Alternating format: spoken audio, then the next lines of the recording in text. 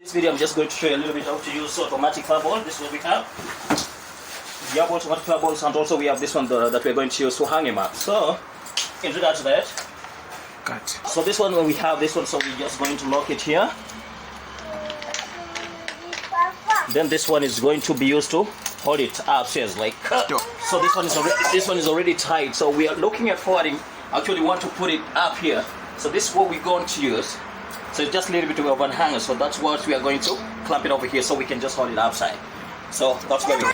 So this is a bit of that one. So we are going to use it. This is like a roll bolt. In case you want to put it up here, so you have to make a hole over here and put a roll bolt. In case you don't have, you just hang it.